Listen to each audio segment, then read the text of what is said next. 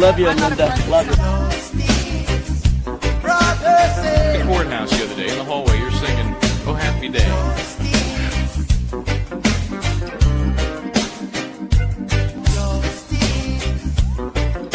One word prayer. Justice, where are you? And Justice Serve TV is on the air. Michael Bryant here. Hello, Linda Kenney Baden.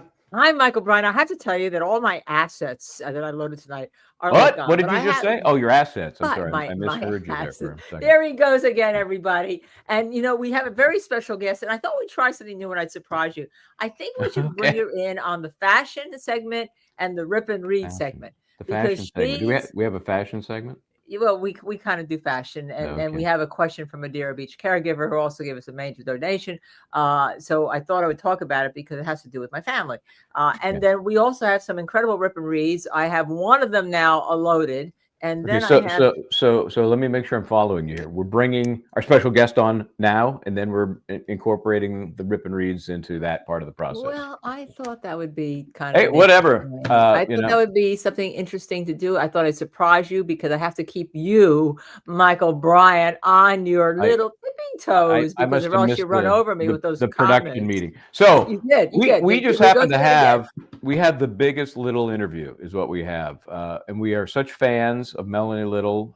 She's been doing this for so long and so well, and we're just trying to copy her. You know, we're basically just trying to rip her off.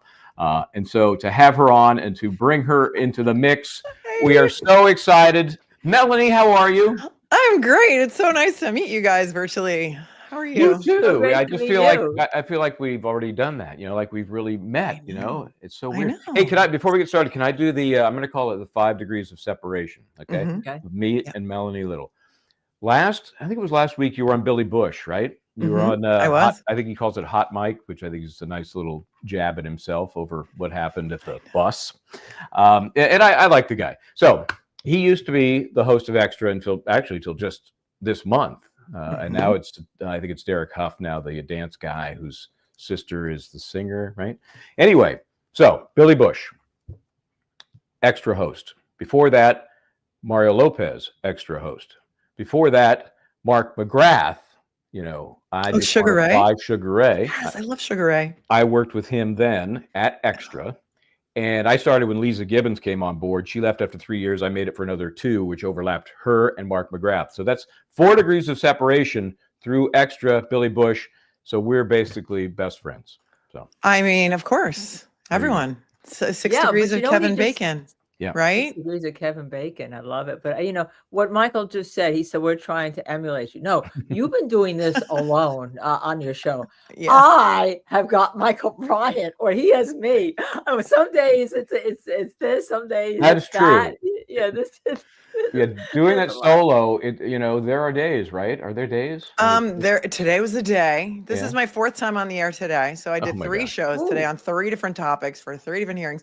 But it's almost easier to do it alone. I find sometimes when you have a partner, it's like you can never get it together at the right time. So for me, it's easier because I don't have to worry about anybody else. I can just go when I want to go.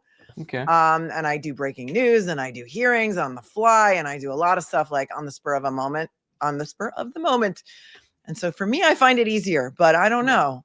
No, I've had partnerships. I've had law partnerships before. But I find to do my YouTube channel, I do it when I want. I don't have to worry about anybody else. So it works for me. And Michael Bryant feels that way about himself too. He does. Oh yeah, we have soloed at times here and there, and we're not against it. But we've been lucky that most often we're kind of available at the same time. And not only that, he's been he's like the Energizer Bunny. Michael just winds up and goes. I mean, he is just off. I mean, he's off to Canton, he's off to here, he's off to there.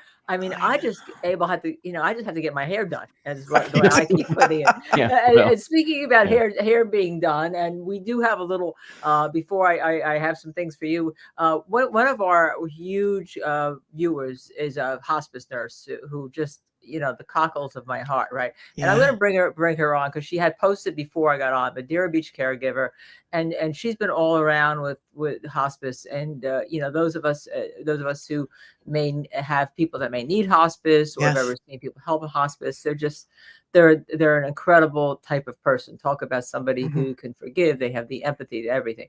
Anyhow, Madeira Beach, this is a long way around to say LKB, which is, those who love me now, that's what they call me. What was that stunningly beautiful vintage brooch you were wearing yesterday? Please show me a close up in front and back. So I am going to show it. And the reason I'm going to show it, not for anything else. Here it is, Madeira Beach. Whoops. And I was like, whoa. And I don't know, here's the back. I know she's probably looking at a picture. It's nothing. It's not any design or whatever. But this is my sister, who all know I love, who I'm going to see tomorrow afternoon after I go to a meeting.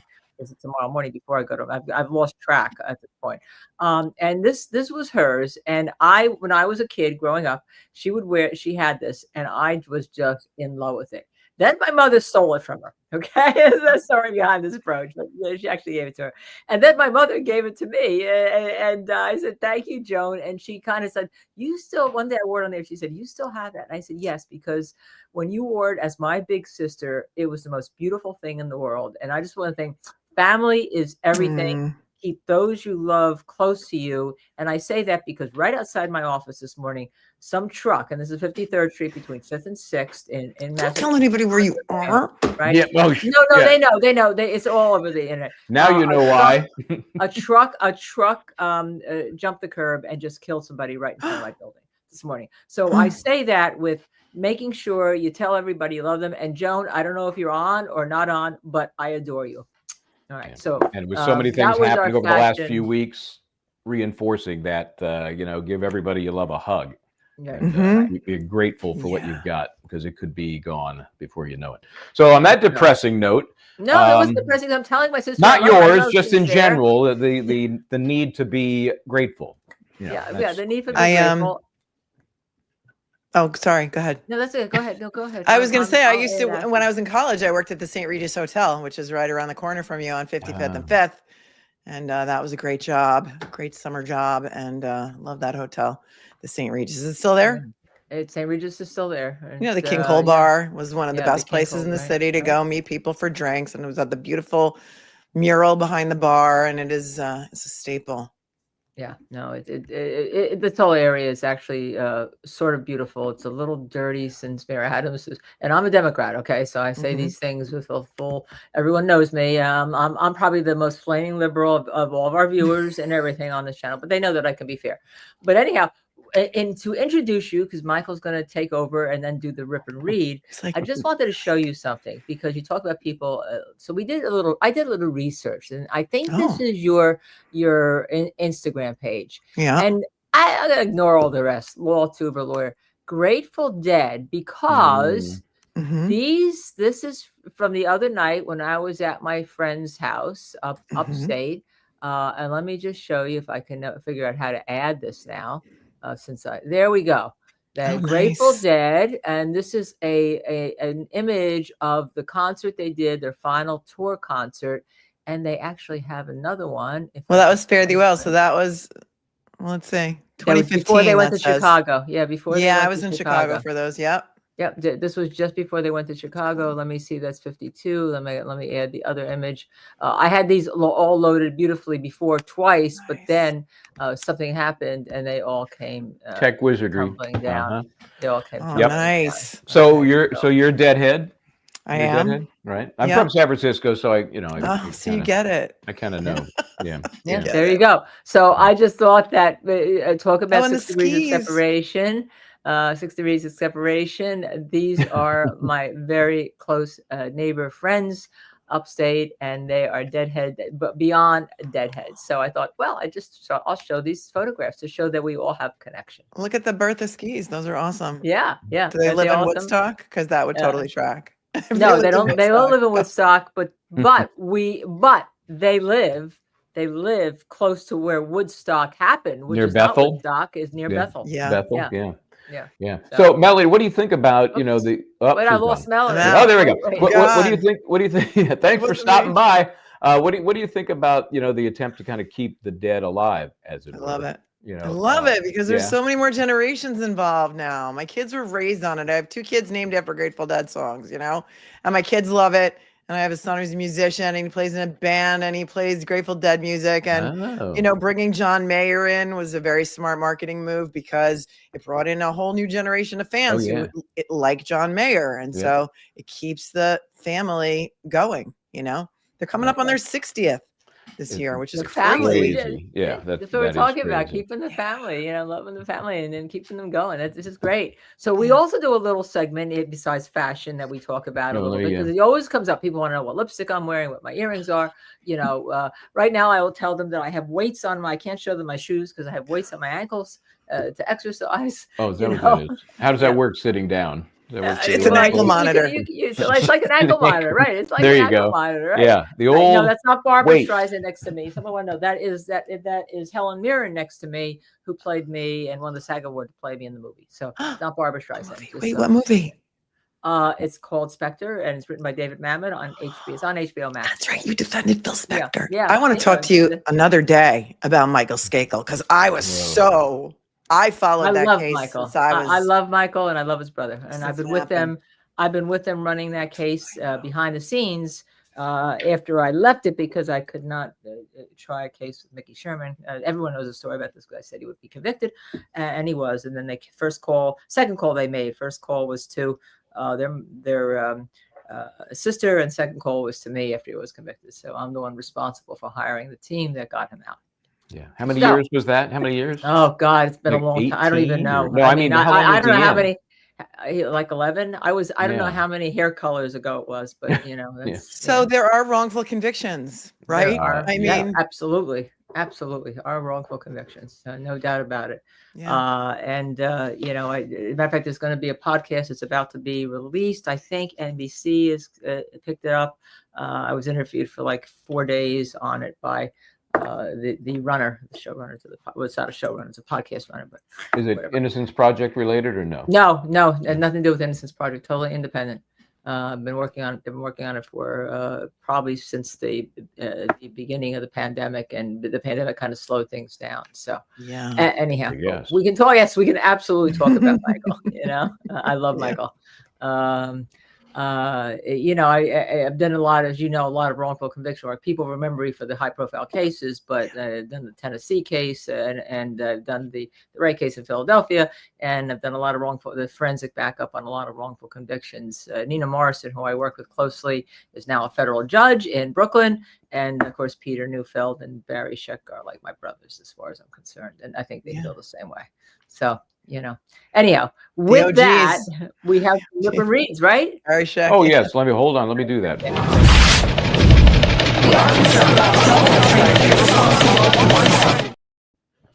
Okay, start doing some ripping and reading. Okay, all right. So let me see if I can put up the one that we have that didn't disappear. No good. And then Melanie and I will just chime in. Okay. May I call you Melanie? Of course. People have called me far worse. I have a story about that. Maybe I'll bore you with it, but I'm kind of a proper person, and if I don't really know somebody, like we have this pretend, hey, we know you because we've seen you, and but it's not like we know you, and so I would always use somebody's name. I was talking to Katie Couric on the air about the whole Beverly Hills. Remember when Winona Ryder was charged with shoplifting and tried in Beverly Hills? Oh, yes. That was when I first met Mark Garagos. And so I'm in there all day covering this for Extra, because, that show is so big on crime. And so they wanted some update on the Today Show. I do that, Katie Couric. And I said at some point, well, Ms. Couric, they hated it. They were so upset that I dared not to, be like chummy with somebody I hadn't really met. And it was just natural for me to say Miss Couric instead of, well, Katie. So anyway, it's kind of a weird habit I have. So thank you, Melanie. I will be calling you Melanie. Okay. I just call her Melanie because, hey, we're like, we do the same thing, Yeah, exactly. Somebody today called me ma'am, and I said that's like the kiss of death. Okay, that's like you're 2 steps from the grave. Okay, so we have the Diddy sentencing is coming up Friday, right? Is that right? Right, 188 pages, I think, or 89 pages. The prosecutor's response memo to the defense came in. They want 11 years. This is actually an article. I put this out rather than the cover of the sentencing memo from the prosecution, from the government. I should say the government less Maureen Comey.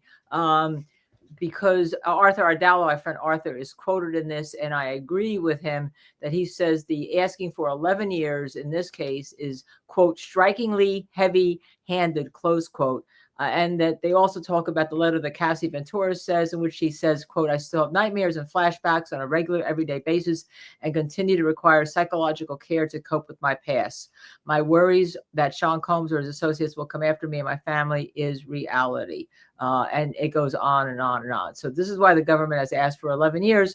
Anyone want to comment on this? Let's talk about that. Let's talk about that. First, Melanie, let me get your thoughts on the use of the Mann Act and the fact that those were the only 2 convictions. And for those who don't remember, it's a max 20 years, 10 for each conviction.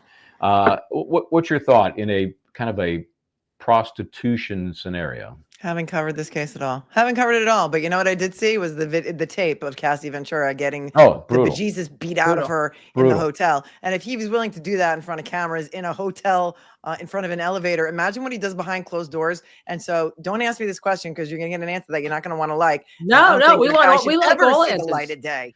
First of all, this was the worst kept secret in Hollywood, what's been going on at his white parties in the Hamptons that everyone wanted an invite to, and all the people that were there, and everyone knew about it. And the guy is a criminal, and he's a crook, and he's done far worse than he's been convicted of. So that's an interesting viewpoint, because I thought just on the conviction of the Mann Act, I thought it was heavy-handed.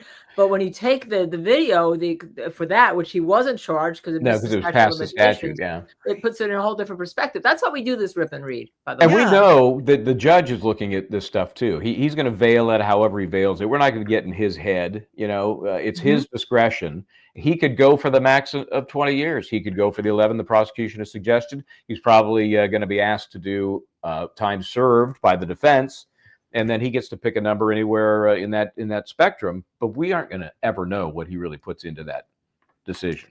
Right. But I mean, I agree with everything she's saying. I mean, he's going to come after her one way or another. There's no way. I mean, I don't know. I think it's frightening. Did you see Howie Rubin was indicted the other day too? And that guy too. Yes. That's another guy who's been for 10 years. It's like everyone knows about these guys. They have tons of money. They buy their way out of it for decades.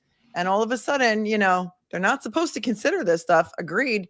But me looking at this from the outside, I'm like, this guy's gotten away with a whole hell of a lot more than he was convicted on. And so, my husband always has a saying that crime or death by entourage, that there's a whole sorts of people out there that when someone dies, that they have supported this activity, or there's a crime that they've supported this activity, and no one ever does anything because of the money bags that are behind it. Oh, yeah. So, yeah. That's you think what, 11 years is too much? Is that what you think? I thought he should get about 7 for the crime. I think somewhere in the 5 to 7 is what I thought, and then time served, he'll do another 3 or so. I mean, I totally agree with you, Melanie, that this guy's a bad dude. But I think that he should have been charged with something related to that. They should have charged him back in 2016, I think it was, when that video was taken. Came out, right? Yeah, I mean, but somebody screwed that up, and I can't believe it wasn't discovered prior. I can't either. And sometimes the victim doesn't want to cooperate, and that's a hard issue too, because DV is a very sensitive subject. People are always like, "Oh, why didn't she just leave?" And it's not that easy. You can't just leave. Sued, people don't understand that whole dynamic. And then she sued, and it was resolved the next day, but still that video had not been released. Right. Somebody had to know about it, though. That's why it was resolved, I think right? CNN got it. Somebody working there at the hotel obviously made some cash, and Yeah. And then you look at, the Alexander brothers. I don't know if you've been following those guys. They were extradited from, I think, Miami back to New York. And listen, the Eastern District is not having any of it. They're coming after these guys left and right, and good. And it's really interesting. We were talking last night about the show, The Pit, which is dealing with all these. I don't know if you've seen it. It's on HBO Max. It's fabulous, and it deals with all of the things in the news. And one of the storylines of the episode, I guess, 10 and 11 is this sex trafficking issue. Somebody coming into the staff trying to do something about it because they suspect that it's sex trafficking, as opposed to just somebody having a stomach pain here and there. So I think that's an interesting. Michael, did you change your mind? Because that's an interesting way to look at it. He's already gotten away with the beating the crap out of her. So no doubt. Factor that in. It's kind of like the OJ syndrome. When I interviewed him and covered his 2008 burglary, and he was convicted. Most people think he was convicted because he got away with murder. So there's always that. In this case, it was a jury. Now we're looking at Sean P. Diddy Puffy Combs and the judge. But it's, again, all of those factors. It's very difficult to separate what was gotten away with what the evidence proved in this given case. So doesn't surprise me. It's a human nature kind of thing.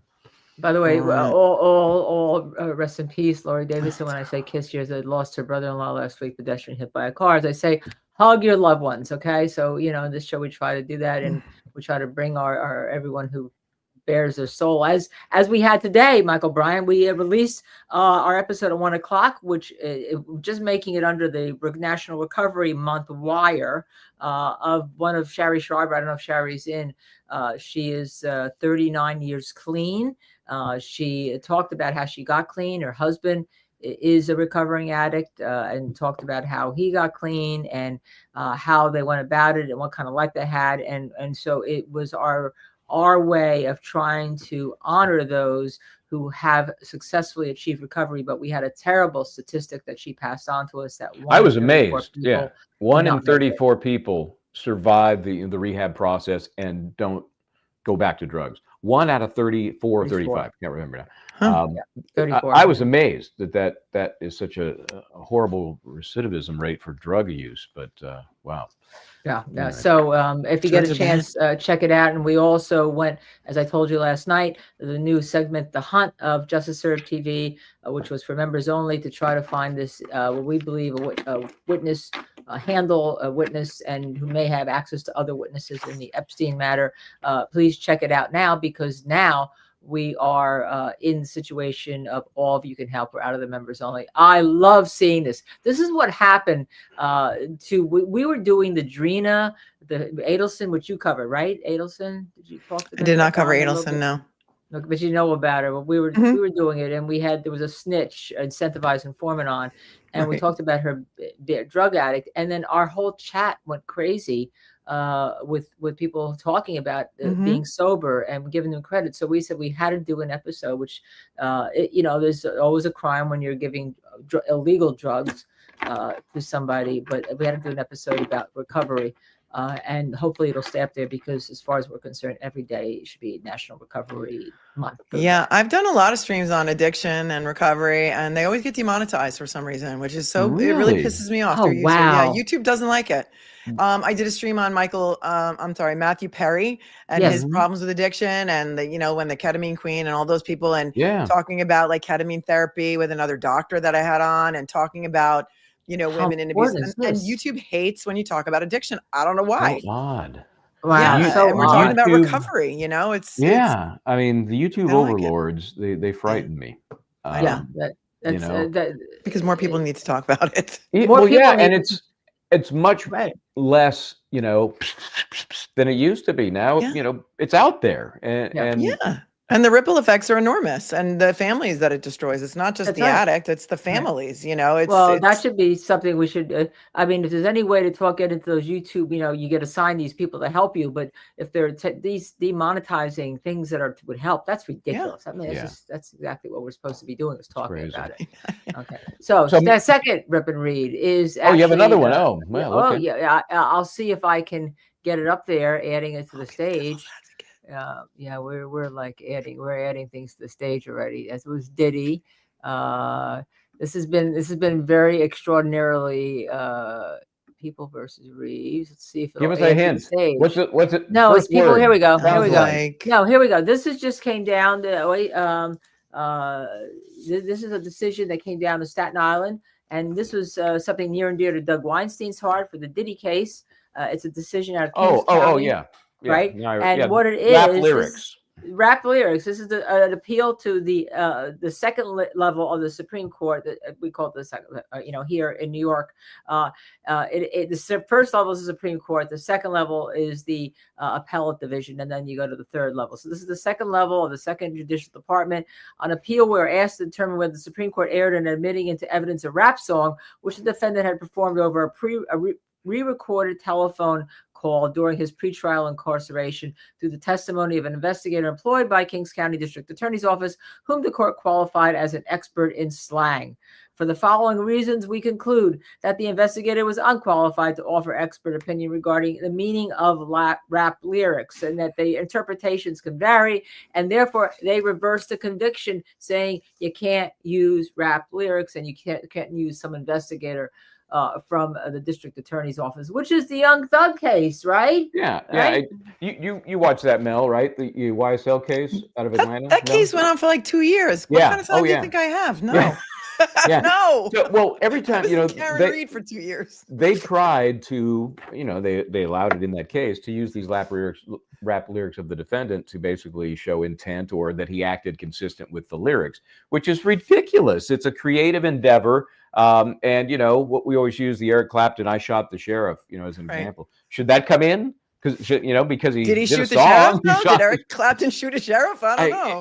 I just think it's bizarre, and it's good to see this appellate court kind of putting some common sense into the mix. This David guy. Have you heard about this David guy? That's a whole different animal there. But he's got some songs that may lean towards this is what he did to this girl. So this is good that you're bringing this up, because I'm not familiar with the case that you just put up there from my own state of New York, the great state of New York. But it could come into play with David, and they could, homicidal. I don't know. Some people were pointing out the lyrics or his song. Well, I know there was also a clothing line with blood all over the the clothing. Yeah. And then he had like a girlfriend named Celeste, and then another girlfriend, like a different girlfriend named Celeste. Like, was that a cover, an alibi? I don't know. I haven't dug into it yet, but it's very interesting to me. Apparently he was seeing her when she was 13. He was at the time, I guess, 18, and then she was killed at 15, and he was 20.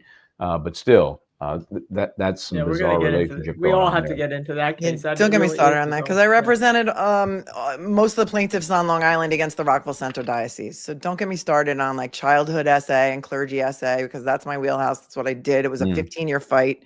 And the mayor in Quincy, Massachusetts, the other day came out and said, about that whole Catholic Church thing. He goes, it was really mostly about, homosexuals, not pedophilia. Oh my God. Oh yeah, he said that, and then he had backpedal real fast. What an asshole! Excuse me. By the way, we've learned that the F word on our channel is allowed by YouTube. Awesome. I have a bullshit button. Yeah, you have a bullshit. Oh, I love it. And I was telling everybody about John Rawls. He's the philosopher that I studied because I was a political science major in college. Now that explains it. He wrote a. No, let's not go there. He wrote a very important book, which I will let you all find, because I want you to do your research. But I'll tell you, The Theory of Justice. In that, actually, he talks about how there's only one word in the English language that expresses a certain feeling, emotion, whatever, and you can use it in all sorts of things, and that's the F word. And you can't find that with the S word. You can't find that with any other words but the F word. So check out John Rawls, The Theory of Justice. All right, he's no longer. It's a noun, it's an adjective, it's a verb, it's an adverb. It can be anything you want it to be. Anything you Very want it to be. versatile. Yeah. Right. Yeah. So I use and through time. It's not new. No, it's not new. Right, through time. All right. So then that was another rip and read we have. So you have another one? We I'm are. Sorry, Melanie. I apologize. I'm so I also have sorry. Mr. They're longer because we're actually talking about them. Let's see. That was Diddy. You have to understand. Oh, there we go. Suspected Charlie. Thank you, whoever helped me on that. Charlie Kirk assassin Tyler Robinson is Lyle Menendez's defense attorney for the legal team, adding an attorney who, I know Leslie Abramson. She tried the first two cases. Supposedly he's an attorney that he was with the first hung jury that Leslie got. with Jill, there, and I don't know. It's not Garagos. Who is it? Yeah, no, it wasn't Garagos. It was. His name is, and so because I was asked to go on the air today to see if I've ever heard of him, and I haven't, but that doesn't mean anything. I will find you his name as you keep talking. Yeah, because I'm curious because. I mean, in my opinion, what happened to the Menendez brothers in their second trial was a travesty of justice. All of that stuff about them being abused, I think should have been let in. Sure. And it was a different time all the way back then. I don't remember. Maybe you have in front of you when the first trial happened, what year, but wasn't it like in the 80s? Early 90s? There had to be the 90s. I think it was in the 90s. My husband actually testified for Leslie in one of the trials. I think the second trial, or was it the first trial? I don't remember. He would know. Let's see. Bert, case of Bert, who also represented Lyle Menendez. So his last name is Novak and Bert. Let me get to the first names. All right. Boy, I mean, they don't make this easy when you're trying to do this. The case of Bert. Well, his last name is Bert. Okay. Okay. 89 was the Menendez conviction. That was the conviction. Yeah. I thought it was in the 90s, early 90s. So the first trial then was earlier in the 80s. Yeah, a couple years earlier. I thought so. Yeah. Kathy Nestor. We know that Kathy Nestor represents him, and also Corey Richards' case. Okay, once Nestor's appointed, apparently. Well, all right. I will find his name while you guys keep talking. Get back to us on that, would you? Would you get back to us on that? I'm sorry. I apologize to this. Well, so you put this. So is it a good development? A bad development? No, it's a good development. He was a federal public defender, and Utah has really serious requirements as to who Richard Novak and Michael Burt. Okay, asking, and so it really is because Utah. I didn't realize you have to have a certain amount of felony trials to jury within a certain period of time. The requirements are very strict. So they had to add lawyers who would make that all of the lawyers together would meet these requirements to. Yeah, I'm sure they have a death qualified team. Yeah, they have to have a death qualified team. Right. Firing squad is pretty intense. Yeah, but my suggestion to you all is you don't need someone with that experience. You need somebody who's a major member of MAGA who can get to and get the forgiveness out there and negotiate the deal to get the death penalty off the table, because that's the only way he's not getting death. Right. So that one. I mean, you look at a guy like him and a guy like Kohberger. It's like, so Kohberger pleads guilty because they took death off the table. Like, why? He killed 4 people in cold blood. What does he care about the death penalty? I don't get Kohberger. That. I don't get like the psychology of the serial killer in his case, or the mass shooter, or a guy like Tyler Robinson, if he's the guy. What does he care about getting the death penalty or not? You know what I mean? Like, is that really going to make him want to plead guilty? I don't know. I think his parents, the pressure from his parents, because his parents turned him in, I gather, and he was going to commit suicide or kill himself. So maybe that's where we're going. You remember the Unabomber case where the brother turned him in? Kaczynski, and the condition was death is off the table. So I guess that's, to me, that's the only way they can go. I mean, that's as far as I know, that's the only way they can go. But if you listen to Candace Owens, none of that is true. What's that? I'm sorry. Candace Owens. Yeah, she's Candace got a Owens, conspiracy theory. Candace Owens, right. None of it's true. Yeah. His parents didn't turn him in. He's not the guy. I mean, I don't know. Yeah. I think the world has lost its collective mind. Right. Yeah. Well, that's for going. another day. I'm not sure where we're getting. I mean, today is a good day, because today is the day that the world has lost its collective mind. For anyone who's covering the Karen Reed and the Aidan Carney cases, the world has lost its mind. So we don't need to talk about that. But I'm just saying. We did last night. We called it, as you were on it, no drama-rama. Okay, we were going to talk about the law, and we're going to screw the drama-rama around that. And and although we did have some developments in that, which we'll talk about tomorrow night. Are you done with your Are you done with your rip and read there? Yeah, I am, because the other thing that I printed out was actually my receipt for an elixir mixer power pink blender that I can do my match. Well, let's save nice. that. I just got caught in my rip and read. Okay. Well, let's see. Karen Reed, civil. Aidan Carney, criminal. What's your pleasure?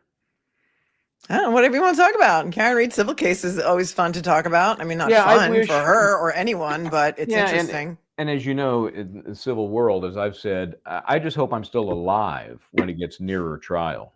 Forever. I know. Yeah, it's And that doesn't even assume we get the 8 or more defendants that they bring in as defendants with affirmative claims against the whole McCabe, McAlbert cadre. What's your take on that?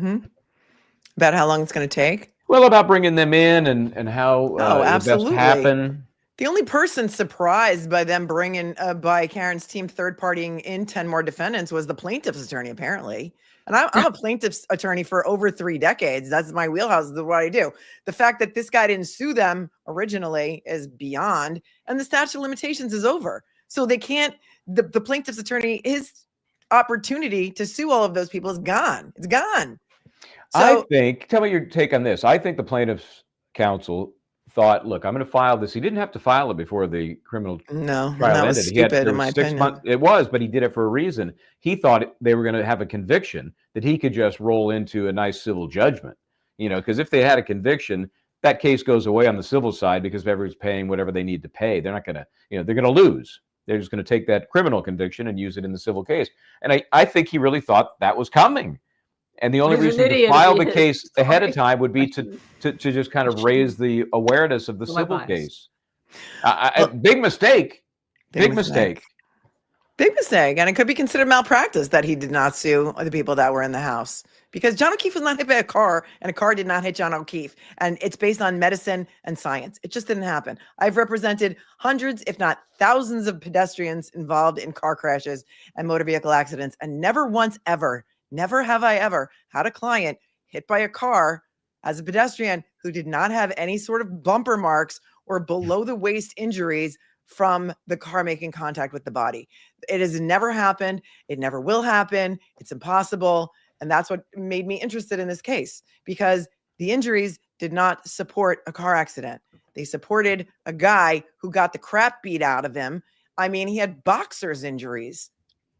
Yep. Even according to John, I think it was Paul O'Keefe, somebody in the O'Keefe family said, it looks like he just went 10 rounds with Mike Tyson after seeing his body in the hospital. So, but that was before the Blue Man, weighed in. Did he change your mind at all? They paid those guys $600,000 for that. Unbelievable. Billing. I got the billing records. 24 hours a day they were billing some weeks.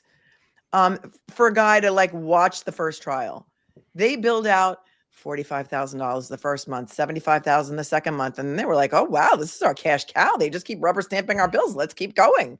That's their unicorn. They're never going to get a case like that again, Aperture. And they never will now because they made fools of themselves on national television. But yeah, that's for sure. I always said, I wonder why. Problem. I mean, if I'm a taxpayer, I'm suing them, but I don't think they have limited immunity for how they spend the money. I don't think they have a limit. Qualified immunity up there. I don't know. We'll have to check with Fonnie Willis on that. She might be able to give us some insight on that. That trial, that was a fun trial. The day that she marched up on the stand and put herself on the stand, just in a that cartoon pink dress that was allegedly backwards. I don't think I've ever had more fun watching trial than I did that day. Hold on. Typical man. That's the one. That's the typical dress. Man. Backwards. The zipper is in the front. The zipper is in the front, Linda. Look, wait, put it back. Okay, let's see. Go. Typical man. Yeah, look at her. She's like, the zipper is in the front of the dress. She has it on backwards. And she was like, I'm not taking that subpoena. I'm not taking. I insisted on coming down here. Her attorneys are in the middle of arguing to quash the subpoena, and she shows up at the table. What the fuck is going on here? That's fine. Don't quash it. I'm getting up there. I'm doing it. She certainly did do it. I'm just, Ashley Merchant, who actually had voted for. Ashley was been on a show. She had voted for because they thought that she was going to be a great district attorney, and then they ended up with that. And then she gets reelected. And Darlene, is it Darlene Loves? No, not Darlene Loves, a singer. Mrs. Adrian Loves still has the still has the job. It's what we've seen. It's like there's no accountability. You could be like the yogurt murders case. You could be that DA in Texas who, with the drunk driving, convict the innocent people, keep them in jail even though they're innocent, and you still have no accountability if you're a prosecutor, if you're a DA. It just, I hate it. Well, until Michael Marcy, stay tuned. We'll see what happens with Michael Marcy. He's had no ramifications for his behavior. And I think the people of Massachusetts are mad as hell, and they're just not going to take it anymore. So we'll see what happens there. Because if any corruption is uncovered in the office of Michael Marcy, there could be some ramifications for him, in my opinion. I would hope that more than just not being reelected is the consequence of what he's doing. That's what I mean. Yeah. So Touchstones has a great legal question. If the O'Keefes dropped their lawsuit, would that stop Karen Reed from pursuing McAlbert's? Can you weigh on that? I mean, legally, no. She can pursue them still. Good. So no, I mean, they're asking to either do one of two things: third party in all these 10 more defendants in the case that's already existing in the O'Keefe versus Reed case, and plead 10 more parties, all the people that we know, right. Or they're gonna start a separate lawsuit against them and move to consolidate, because if they don't, the McCabe's and Alberts are all going to be deposed twice in 2 different cases. So really, in the interest of judicial economy, it would be a smart thing to do. These are Dave Matthews posters. That one behind me is from the Forum. I think I have one over here from Cancun, like 1 year. And then that'd be fun. Did you go to that show? Yeah, I did. I go every year. It's a lot of fun. Oh. How do you feel about Fish? I never crossed over into Fish. I was into the Grateful Dead, and I never made. I know people have traveled the country following the Fish concerts. Yeah, that's my law partner. She is got all of, and she's actually one of the biggest donors now, setting up the drug addiction women's scholarship for Divided Sky for Trey Anastasio. Tamara was supposed to be on with our drug addiction show, but just couldn't make it due to some other issues, commitments that she had. But she is a very big Fish supporter, and a very big Fish supporter for the Divided Sky Foundation. So I did work for Headcount, which did a lot of work with the Dead, and Bob Weir was on the board, and also Mark Brownie from Disco Biscuits was on the board, and they partner with artists to register people to vote at concerts. So they have, they were always part of Dad and Company, and a lot of other artists have since signed up. And so I used to do pro bono legal work for them. And so that's another great organization that we should all support. We should also support all these. So talking about the Karen Reed going back, I think he's got to let them in. He may not let them in, because this judge I don't think he knows how to handle this type of litigation. But I told everybody that if this were in New Jersey, my home state, he'd have to let him in, because we have the very strict entire controversy rule, has to go. And if you set him out and send him to federal court would say, send him back, Right. California pretty much the same. Yeah. New York, there's federal court's no joke. I mean, and if they filed federal civil rights claims, they might want to keep it in federal court. And in federal court, they might say to the state court action, you're coming with us. You're coming with us. And that is one thing that the O'Keefe's plaintiff's attorney does not want to do. He does not want to be in federal court, because the timelines are tight. There's no jerking around. And let's go. Your depositions are tomorrow. Let's go. Everybody get there. So and you've got 1 day, and we're only going to take 10, and that's it. And call me if you have a problem. No, go ahead and answer the question. We'll deal with it later, and get that pretrial memo in, right? And the problem is for the McCabe's and the Alberts, that they're all going to have to pay for attorneys. I mean, the expense to them is going to be enormous. There is no insurance carrier in the world that is going to come in to defend them, because they've got a huge notice problem. They've never notified their carriers, I'm going to assume, right? And also, there's not a carrier out there that would cover them for violating someone's civil rights or civil conspiracy. I've never seen that in any insurance policy anywhere ever. Had this been, let's say, for example, a trip and fall, let's say John O'Keefe tripped and fell outside around the Alberts pool, right, in the backyard. Let's say he went back there to take a leak. Let's just say slipped and fell, smacked his head on the rock hard concrete, split his head open, and then Chloe the dog was out there, and she tried to help him, and she grabs his arm and tried to drag him to the house to safety. Let's just say that happened. And the Alberts walked outside, and they were like, oh my God, look what just happened. They could have notified their insurance company, and their homeowner's policy would have covered that as an accidental death on the property. Okay. And it would have been covered, tie it up in a bow, and maybe that's what happened. But that's not what they're saying happened. So it's going to be interesting, because all of the same experts are going to be called for Karen Reed. They're going to call ARCA, and I'm sure the civil judge is going to allow the fact that they were hired by the FBI in the first case in. You can actually say FBI. Would that can you say FBI? You can't. You don't have to say other organization. Right. Yes. So I think On the insurance front, I could see, and I would plead this way, I would just throw negligence in there to draw coverage from the carrier, and then they're going to take it under a reservation of rights, which may make them liable for fees down the road. But I could see them not exactly denying. They don't want a first-party bad faith case for for denying coverage on a negligence claim, even if it's buried within all those intentional acts. And it may for who? For all of the other parties that we think are coming in, the homeowner policies and the McCabe's, McAlberts. But if they haven't notified their carrier within a reasonable period of time, I mean, it's been 3.5 years since this happened. No carrier that I know of, and I used to deal with insurance companies all day long, they would all disclaim because late notice. So. Yeah. But they made this claim and good luck with that. Get in. Yeah, but it's a mess, and this judge doesn't want to have to deal with any of that. And the plaintiff's attorney, he just had his 24-minute press release that he was going to basically read, and that's his case, that's his press release, and that's what we're doing, you know. And it was like, oh my God. No, I don't think he ever thought he was going to have to fight over this. He thought he was going to just get the table scraps from a criminal conviction, and then it's a piece of cake, and that didn't happen.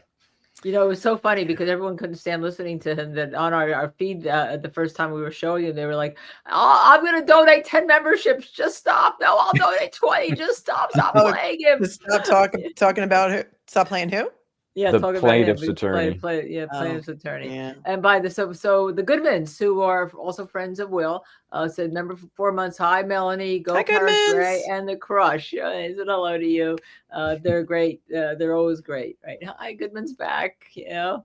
Melanie said hi, so I'm gonna just hide that, but I wanted to show that to you because they were dealing with that. The other super chats and all were waiting to the end. Okay, so here's a question that's not a super chat. We have to wait to the end because that's what we're doing. We have these interview week this week. Can Karen's insurance company settle without her consent? How likely might that scenario be? Yeah, it depends on the terms of the policy, but typically they can. Typically, the only consent policy that out there are doctors.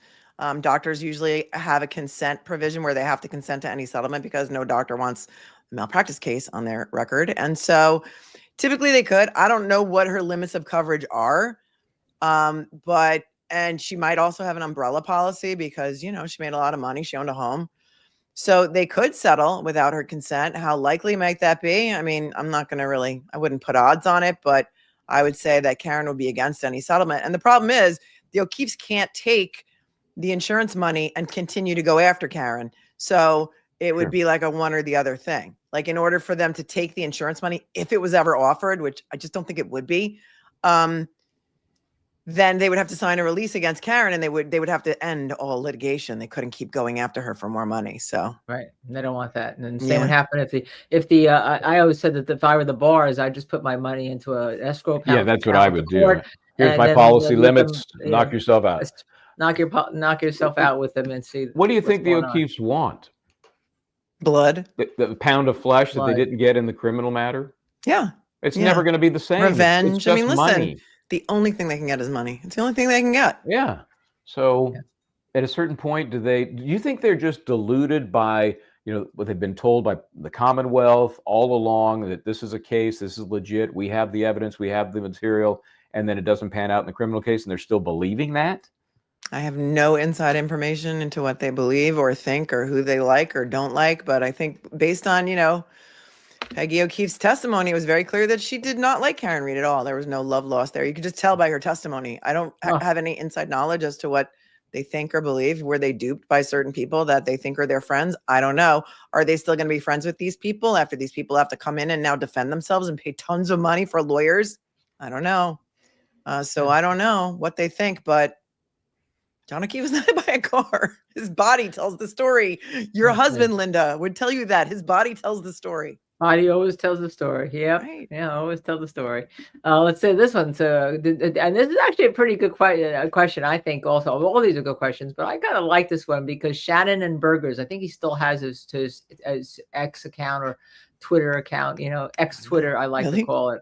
Okay. Did Commonwealth have to pay the bill to Aperture since Shannon faked his credentials fraud? They've paid him. They've paid him in full. I had all the bills and they were all rubber stamp paid. There is. I mean, you know, it's a problem for them and their credibility in the future because the reason that you hire an expert witness is, or especially from a company like that, is you are hiring them based on their credentials. I mean, that is the whole reason you hire an expert. And if their credentials are faked, I mean, you're expecting that their employer would be doing the due diligence about their credentials. Nobody would ever think in a million years that an expert witness that you're paying a lot of money to is going to lie about a degree they don't have. It's wild. I've never seen that before. Yeah, and it's like that the big company, they started just buying up all these little smaller companies and kind of trying to create this big conglomerate, Aperture, and they still just had small satellite offices, which apparently had very little oversight. Or none, little or none. Just give me your billing, give me your money, send the check, the check. Yeah, right. All right. So Cusco, right. I'm wondering if the O'Keefes will drop their lawsuit rather than have all the McAlberts involved. I don't know. I mean, if you believe all of the stuff that's going on out there, Jennifer McCabe is pressuring people, or she had been pressuring people. There's emails, so it's not even rumor. There's emails that she was pressuring Michael Morrissey to press charges on Aidan Carney, and a lot of emails about Jennifer McCabe and Chris Albert pressuring the DA to do certain things against certain people. Will they pressure the O'Keefes in the same way, and could it cause them to drop their lawsuit? That's a great question. Another great question. Everyone's so smart with this. Ferry Raven, new member. Thank you, Ferry, for joining. Just our new members are here. Then they're here for you too. I think they're here because of you. Jen T 27. Let me just, Susan. I mispronounced your name last night, Susan. I think it's Niadek, that the G may be silent. That's a tough please send us an email. I would say too, probably. TV, tell us, and tell us, because I know when mispronounced. I mean, my name gets mispronounced all the time. Either people say Kennedy or they say Baden. Linda? They'll say Baden, they'll say Baden. Some people call me Linny. So let me ask you, Melanie, have you ever had a hard surprise in something you've been covering, or some reaction to something you've done, something that truly surprised you, and it'd have to be so surprising that you sit here answering that question cold? Anything that comes to mind that just kind of knocked you out? You were so surprised. I covered a case called the Penny McGee trial. It was a bench trial in front of Judge Kenney. Oh yeah, the one where Judge she was acquitted, right? her Yeah, from the bench without even going off the bench for a timeout. That was surprising. Isn't that weird how she could be so different? I don't understand it, because you get the sense from how she covered the Karen Reed matters that she just had a mindset that you could not get her off of, and it wasn't a fairness mindset. It was clearly a biased mindset, and I don't know how that evolves when you see the McGee case, and it seems like pretty good judging in this case. And I will tell you that Joanna Agatis, who I've just put up on the screen, member for 7 months, she was my lucky number 7. Oh, she was in that trial. She went to that trial. She was watching it. She was in our chat and talked about it. So we tracked her down. Amazing. Yes. We stalked her basically. Oh yeah. She was special correspondent. And she came on the show and talked about being in that courtroom and what it was like. Joanna, hello, good evening. Thank you for being a member. That was crazy. 7 months ago, and talked about how she thought that she was like really fair. Really fair. Yeah. What's your take on that, Melanie, and the split personality? Well, that was a crazy case. I mean, that was a woman who was being tried for manslaughter because she had a verbal argument with her husband, who died of a heart attack, and he had like a million pre-existing conditions. I mean, there was no causation, and that was crazy. But also, is there pressure from above with regard to Karen Reed? Because, the longer Karen Reed gets out there and keeps talking and keeps looking for the corruption in Norfolk County, the more people are going to be exposed. I don't really know for sure, but that's what it seems like. It seems like the corruption and the tentacles of the twisted family roots of Canton run deep in that county and throughout Massachusetts. Wow, and there's people in the chat who live there that will tell you that this has been going on for decades. I think that's why Karen Reed hit a nerve. We say it reflects the. I say it's a symptom of a much bigger disease, right. And we're seeing additional symptoms with Sandra Birchmore and Brian Walshe. Brian Walshe is a weird case. Have you been following that at all? Oh yeah, I covered that today. That's coming up soon. So yeah, it's on the October 20th. I think it starts, right? So to me, it's odd because they had the big motion to suppress based on the search warrant, reaching a little too far. I knew the court was going to find a way, inevitable discovery or some way to get that stuff in, because it was really, do or die for the case, all of that geolocation information. So it comes in, well, you get past that and all of the crap that the cops did, just like we saw in Karen Reed, but you have a despicable, allegedly despicable defendant. And it's a very different situation. I don't know how he is not convicted as opposed to the Karen Reed case. What are your thoughts on his case? It's a no-body murder case. There's evidence that his wife, Anna, was involved with perhaps the Serbian mob. She had dual citizenship. Was that out of Washington where she was? Yeah. Check into that story, Michael. That'd be a good thing for you to expose, because there's a whole story about some stuff that was going on in that apartment complex that she lived in Washington, D.C. There were a couple of guys who lived there who pretended to be FBI, and there was this big sting operation. She was involved in it.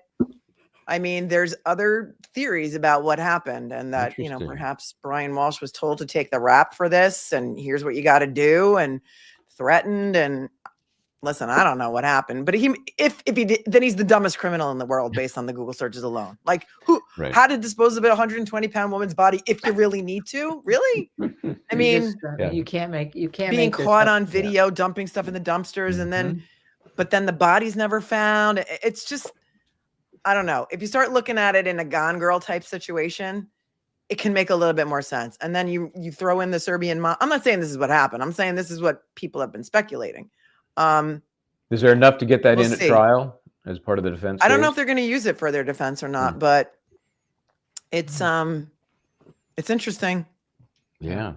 My cousin Rosemary Calandrillo was a nobody death case, killed by a serial killer. My sister's my cousin when we were young. In Atlantic Highlands, New Jersey. You can look it up. It's all over. One of the first cases in New Jersey. Nobody conviction.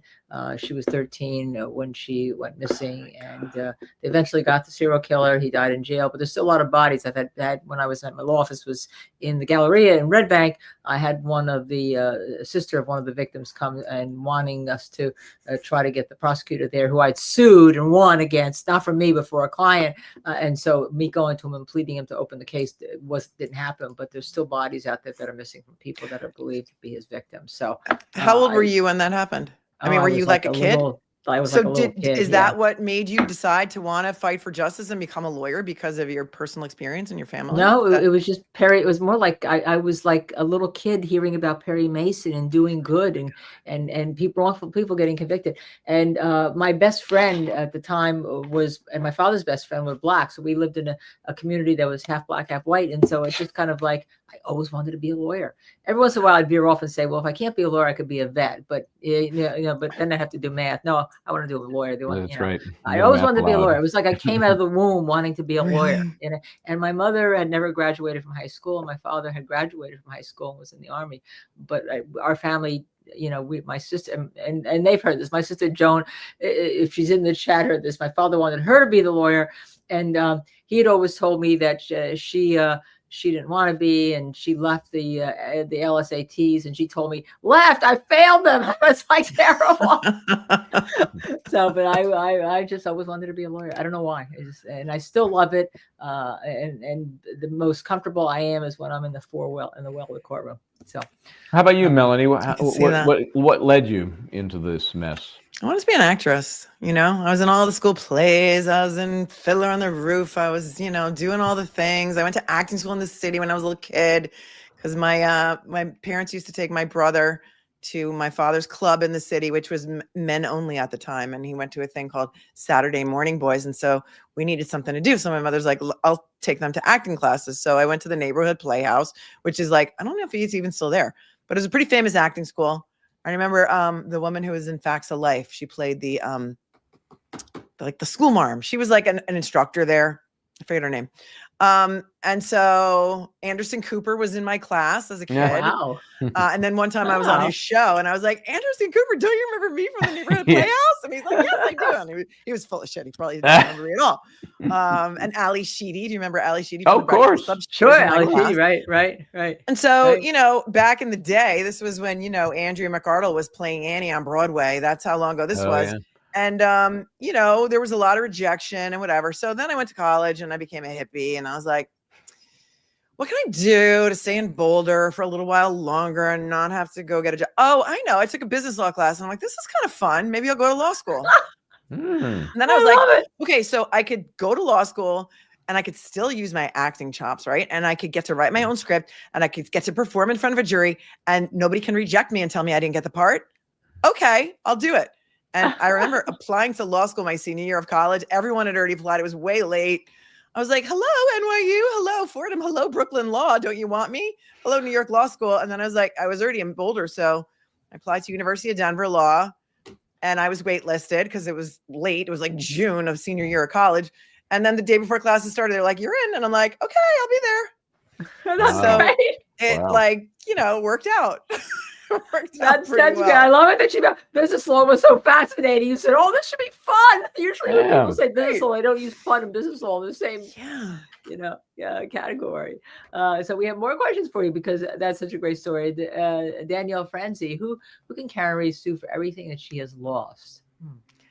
Well, I mean, this if she sues for civil rights violations, right? These could be part of her special damages, right? Right. She should have cashed in her 401ks because of the malicious prosecution, her attorney's fees. I mean, if she can pierce the immunity. And so I think you'll see that as like special damages in the case that she has against the MSP, Proctor, and those guys individually, Canton PD. She's got the Monell claim, so she's gonna absolutely have the Monell claim, so that she's gonna get them in on them. Speaking of things Karen Reed has lost, she still has not gotten her phones back, and now Cosgrove is asking for the passwords to get in there so he can ferret out whatever he thinks exists in in the world of intimidation between she and Carney. Thoughts on that mess? I think there's nothing in there, number one. Number two, they've had those phones since January of 2024. Why have they had them, and why have they never searched them? And if they've had them since January of 2024 and they went to a grand jury already, and the grand jury did not indict the ham sandwich that was Karen Reed and Aidan Carney for conspiracy to commit witness intimidation, because apparently they had one witness and no cell phone data. I don't think there's anything in the phones. I don't know who hired Cosgrove as the special prosecutor to prosecute Karen Reed, because he's the one who made the motion. And then he filed it under a non-existent case number. He filed it under a search warrant number. I don't know where that thing is out there in the ether. I have so many questions, but I think, so many questions, right? So many they beg on their face. And so they want to do anything they can to try and convict her of something. Do I think it's going to be a waste of time? Yeah. It just smacks of desperation. It's just sad. Let it go. Now I'm going to put this. I'm only going to put this up because even though it was a paid, because it was specifically a question. Hi, Mel. Yeah, specifically a question to you, and I figured Lola the good dog may be in your chat a lot. Hi, Mel. If you had a guess, do you think plaintiff's lawyer will see this through trial? Don't see how he can make any money from this. I love this question. Well, plaintiff's lawyers work on contingency, so if you don't win the case, you don't get paid. That's why you're selective about the cases that you take. You only take cases that you could win, because otherwise you're going to spend a whole lot of money on expenses and never get it back. Yeah. Lola the good dog, I think, is a take on Mark Betterow has a dog named Lola, and unless you have a dog named Lola too, which I think this viewer does. So I do not think. Well, I mean, he can't just make a motion to be relieved. You know what I mean? He's got to have a good reason and give them an opportunity to find another lawyer. But his time is over, and it wasn't very good. He didn't get good reviews. He was in the Broadway play for 24 minutes, and it came crashing down. So, another question for you. Ready for Yannetti? Question, Melanie. Is this your dream job? I have to read these things. This being on YouTube, I never in a million years thought I would ever be on YouTube. This was like something I did because I was bored, and now I love it. I mean, my channel is only 2 years old, so my channel just turned 2. Happy birthday to me. But I love what I do. To you. Happy birthday. That's a solid 2 years. Wow. It's a lot of fun. And, you create a community, and I interact with people like you, Ready for Yannetti, whose name I never read on my channel because, it's a little bit dirty. But I know. But I try and keep it clean because I have people that have kids in the room, and, it's not that I don't curse in real life. We won't explain what this means. So it worked out that way. So, right. Yeah. I never thought it would be, but look at me on YouTube with a silver play button. My kids think I'm the coolest mom ever now. So. It all tracks. That's even better. That's even better. Michael, Mr. Monk's understudy, who's been here. Can you do a show with Michael Easter? Remember, Michael Easter was the expert that Kenney wouldn't let it call. He came on our show and everyone was like, "Whoa!" And listening to him. And he's been on a number of times. He's great to go through the technology possibilities for Gone Girl scenario and Brian Walshe. I think we did that a little bit, didn't we? Do that? We did. Cool. We did. We did have a show with Brian, right? Too Many Red Flags and MSP to this case prior to Turtle Boy expose. If you go back to look at our library there, we did a show. We had Michael Easter on to do some of the what we had. We didn't have everything like he. Because his thing is everything, right? Cell phone and geolocation and he's all over. You've had him on a bunch, right? Yeah. We had him on from Dedham once the first time, and I just called him out of the blue, and he was, let's do it. And you know how that is, Melanie. It's like a crapshoot. If somebody's on for the first time, who knows? And the guy was just so good and so solid. And we've had him back a number of times, and people love him because he's just he's a looker too. Good guy. Well, he's a looker. That's what I hear. That's what I'm hearing. You can say it. It's okay. That's what I said. Say it. Typical man. That's what I think. He looks so young, right? So it's like you talk about to these special agents, these former special agents or retired is what they prefer, and they're young. Like we have Jodine Weber on. Age is just a number. Come on, it's just a number. I think their job is, they do their 20 years, right? And then they maybe get out. So there's 45. They're pretty young. So then you can go be an expert witness and make the real money. Exactly. And you still have a pension. Exactly. And he should. I like it. And look at the fact that he shouldn't have been. He shouldn't have been allowed to testify. That was another. Well, yeah. Oh, yeah. That was a bad decision. That would have been some piling on. Another bad decision. That would have been some piling on. Obviously, they didn't need him. And the irony is, remember Judge Bev said, "Don't need it because it's within the ken of the jury to understand what the." Well, maybe she was right about that one thing because apparently they got it. It was so obvious that they didn't need a Michael Easter. Yeah, right. We needed a Michael Easter. I'm going to put this up again. This is only because it has your name in it. Melanie Little's Left Swipe to Corruption. I assume this person watches you a lot. I swipe out of StreamYard all the time. 3 beautiful humans doing great things in this world. Thank you all. Thank you Thanks very for much. watching. Thank you very much. And honoring of Melanie Little's name. That's fabulous. I think that I showed that. Let me ask you this inside info. StreamYard, are you happy with StreamYard? Has that been the one you've used from the beginning, or have you swapped around? There's no other option. I don't know how to use OBS. That's the other option, but that's like you got to be really technologically savvy. But there is no other streaming platform that I'm aware of that works. I mean, they've doubled their price. They sold the company to an offshore company, and it glitches. If you find another option, let me know. No, we started on Riverside and we had to move off that. That was wasn't quite. Just got to deal with the hiccups. Just Joe, who has Melanie met famous that met her expectations? Wow, that's a deep question. Wow, that met my expectations. Well, I played blocks one day with Brad Pitt. Because when my twins were 2, they were in the 2-year-old program at the school they went to with Shiloh Pitt. And Angelina was filming a movie here on Long Island, and they rented Rupert Murdoch's house on Center Island, and Brad was bringing the kids to school every day. So hung out with him, played blocks. He was very nice. That's what I hear. Did he meet your expectations? He was shorter than I would have liked him to be. He also had a Southern drawl, but he was very nice. Who else? I don't know. That's the one that comes to mind immediately. Yeah. I've met Bob Weir back when I was in college. And again, don't meet your heroes all the time because they're not as exciting and interesting as you think they're going to be. Yeah.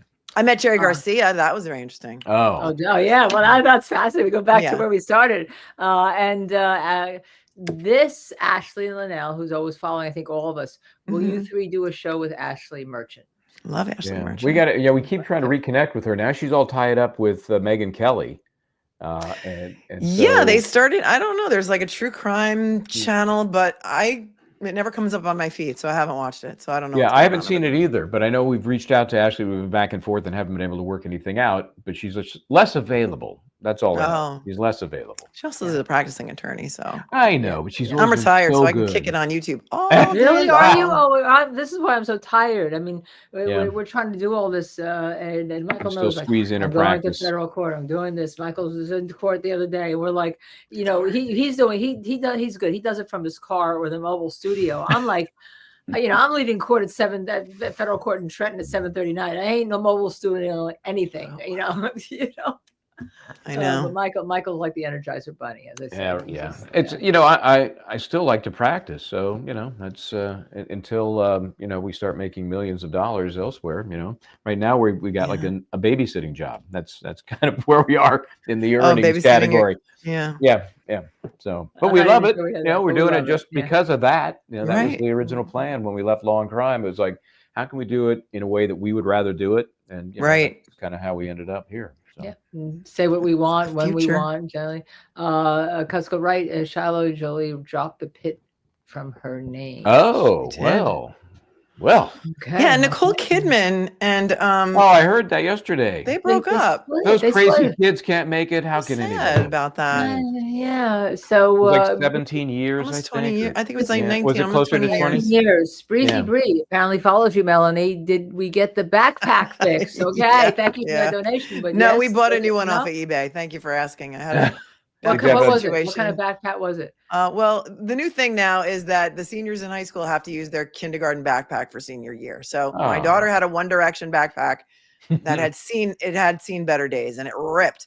And I was asking my child, I'm like, do you guys have any idea how I can fix this backpack? Because the tailor said no, the shoemaker said no, nobody wants to touch it. I'm like, I need a needle.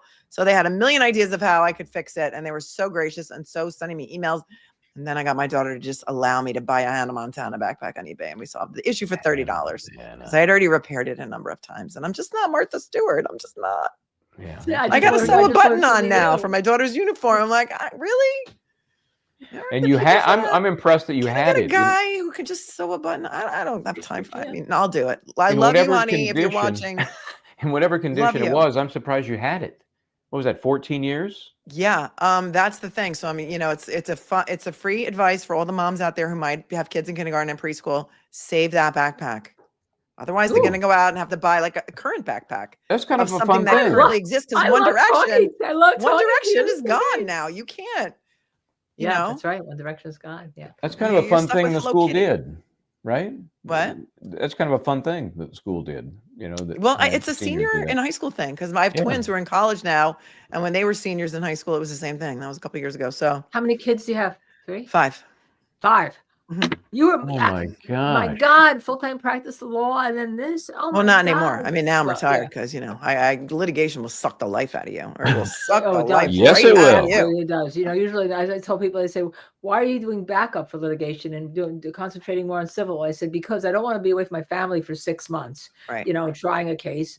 I can do civil cases. I love civil cases anyhow, because, I like it when I'm representing the plaintiff in discrimination cases. You're doing some good work.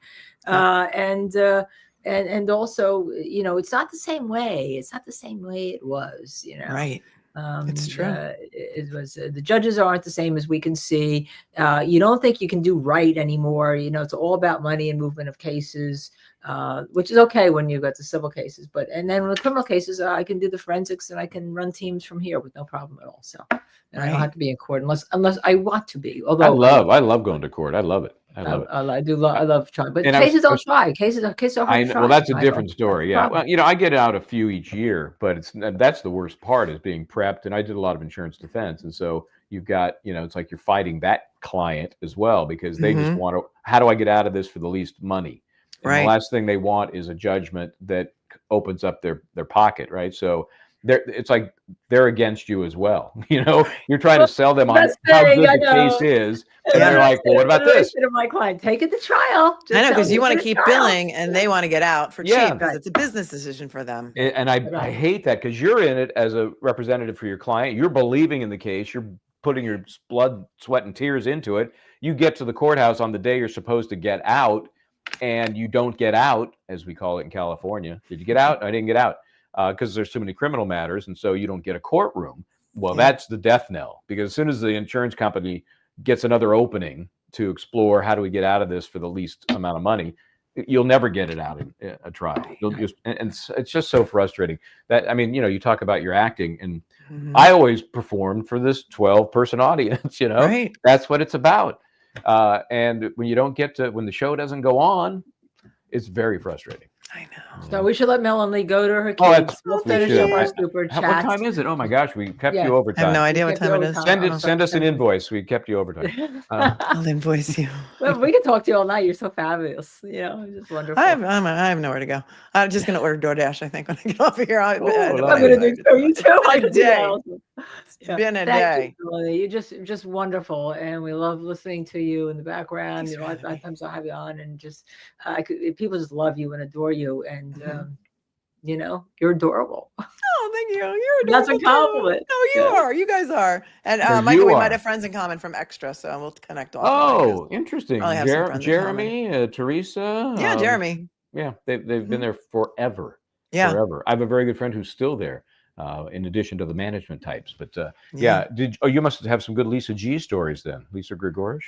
Well, Jeremy fell in the pool with Angelina Jolie when he was back at Access Hollywood back in the day, and he interviewed her at the I forget where it was, but she pulled him in the pool. That's his story. That's a story. Yeah, that's a story. Yeah. Okay. All right. We definitely have some of that. Yeah. Okay.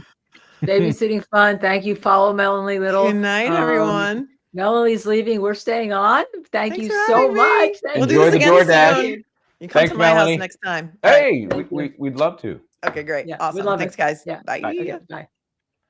All right. So let's fun. go through some of these. So fun. So let's go through some of these that we have that have been holding. Captain Rhett Snuggler, babysitting Is there fun. anything You all are happening great. thank Thank you. You don't Yes, have poker? yes, we have the You Red have Sox. poker? I have that too. I have to leave to go do that too. But let's get through these because these are important because people have been waiting for this, for us to shout out their names. And we said during the interview process this week, we want to do it at the end. Captain Red Snuggler, thank you for that donation. Really appreciated it. Kay Schmidt. Snuggler, I like that. Snuggler, I know. Kay Schmidt had gifted 5 Justice Serve TV memberships. And also Joey Kane had gifted one, and Joey Kane had gifted another one. So we had 7 of those. That were given, and then Joey Kane gifted $20. Oh, Bo Sox. Sox. New Yorkers. While we're talking about the Boston Red Sox, I will against the Yankees point out that tomorrow night we will be talking to a Red Sox fan, and it'll be a premiere at 6:00 because there's a game tomorrow that our guest wants to watch. So we're going to do the interview slightly early, put it on as a live premiere at 6. But Mark Better will be here tomorrow. Big Bo Sox. It'll be as a premiere. It'll go as a premiere, and we'll be in the chat to answer any questions that you may have. Or Missy definitely will be. We're in the chat. Sorry, New Yorkers. And the guest is. I said Mark Bettero. I just. Where were you? I just said that 30 seconds ago. Were you here? There he is. There he goes. By the way, both the Red Sox and the Yankees are like, what do you call it? The alternate to it? They got in wild card. Wild card. Thank you. Yeah. It's the dream matchup. So something that my Jets will not be. Okay, Miss Jessica and B, Melanie, introduce your kids' music. Linda and Michael, thank you. Thank you. You're very welcome, Miss Jessica. And be sorry I didn't get to that when she was on. I quite frankly, this was going so fast, all these comments, that it was hard to pick out. But we have you there now. Okay, so we have a lot of other things that we have posted. We did post our as I said, our drug rehab with Sherry S. You really, if you're going to watch anything on this channel, I'm going to tell you. I know you all want to watch Reed and everything else. That's the thing to watch. The Epstein, please help us identify who this handle belongs to. I don't want you to interview that, but we want you to send us information. Is out in the open, not just for members. We will be doing something more for members afterwards. And also, you had some new exclusive information from a source on Kelsey Fitzsimmons. Kelsey Fitzsimmons, yeah, and it may have been filed as we speak. I know it was to be filed today, and that is an appeal to the Supreme Judicial Court of Massachusetts, trying to overturn both the initial motion and the reconsideration motion in the case in which they tried to get a condition change to Kelsey Fitzsimmons' release conditions. Remember the scram, the breathalyzer that she's been unable to use because it's so painful. And so the court said, well, then to make sure you aren't using alcohol, again, not related to the charged offense, we'll just put you back in jail. That I don't want to torture you. You know, she took Tim Bradle's words and used them against him in that hearing. It's horrible. Another horrible. It's brutal. Judge. It's brutal. So now the SJC gets to weigh in. Hopefully it will be an expedited hearing or decision process. You know, they'll take briefs, of course, but whether they want oral arguments, another story. But hopefully it all happens quickly, and Kelsey Fitzsimmons will get some relief. Yeah. All right. And that was an exclusive when we posted it earlier today. So just keep following our channel at Justice Served TV. Join the hunt. And you know what you have to do. I'm not going to say. It's going to be in the end cards. So yeah. So a couple other things. Melanie Little for being on. Yes, she was great. And we definitely should try and do that again at some point. So yeah, some things that have just popped out there that we want to steer you to if you haven't seen them. Of course, that's the hunt that Linda just mentioned, and then we had a couple of different slices with the Aiden that we threw out there because when he was on with us last night, he just received a supplemental affidavit. Motion. Right, It was a supplemental affidavit to the motion to dismiss. Mark Betterow, who we can talk about this with tomorrow, had provided that. And so he had just gotten it and basically went over it on our show. And so check that out. It's in the content there. It's a little 10-15 minute capsule from that longer interview. And then I'm going to get into this tomorrow. I haven't had a chance to really read it. This is the latest visitation and phone log for Donna Adelson from the date of her conviction, 9/4, and thanks to those folks who have used our video hours that we acquired.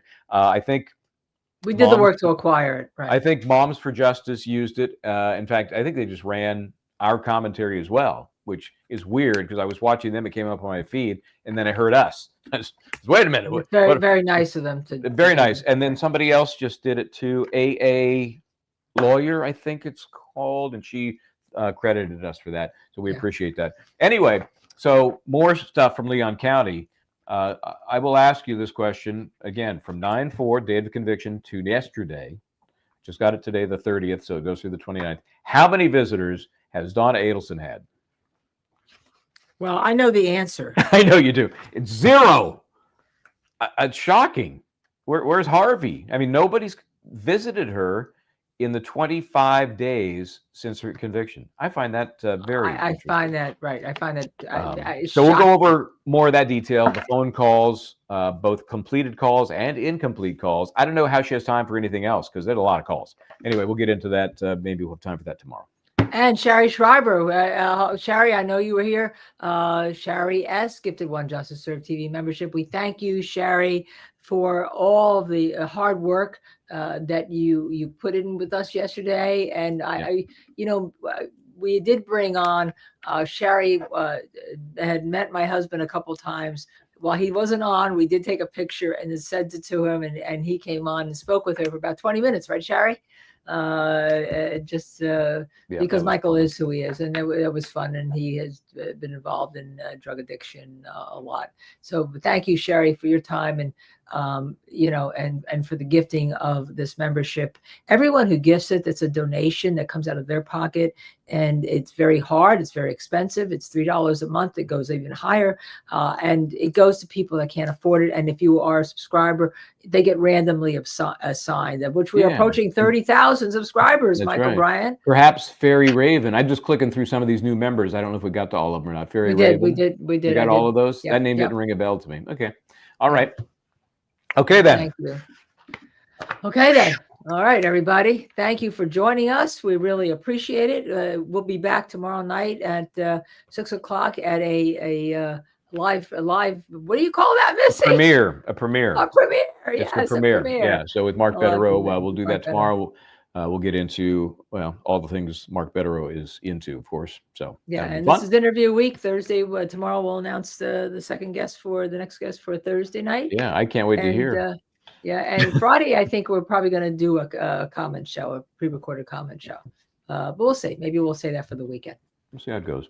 All right then. That's all I got for you. Is that it? All right. Hey, we'll see you next time. I'm Michael Bryant. I'm Linda Kenney Baden. Yep. Yeah. Try to do the right thing.